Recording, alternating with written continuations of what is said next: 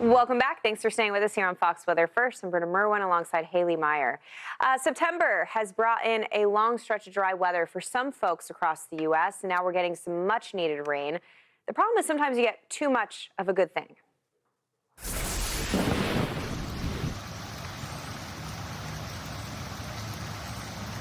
There it is. We got rain moving on down, and then all of a sudden the street looks more like a creek.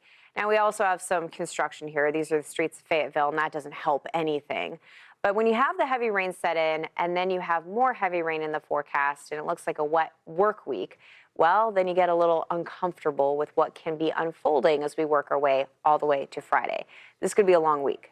The good news is towards the end of the week, there's at least a noticeable shift in where the heaviest rain will fall, and that is a huge benefit. But today, the hot spot, level 2 out of 4, is right over Kansas and parts of Oklahoma.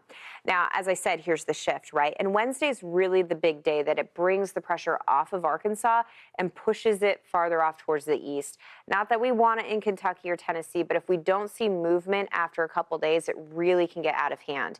Even this morning, we have a couple hot spots here of flash flood warnings. We have a flash flood warning in Texas. This is for Denton County. Already caused a ground stop at DFW because of the lightning associated with this, but getting to the airport, this flash flood warning is up until 8:15. So the majority of the morning rush for folks that live north of Fort Worth is going to be a little sketchy. Meanwhile, let's move up into northwest Arkansas, where we were struggling this past weekend. We have more rain across Interstate 40, and this is a true training effect.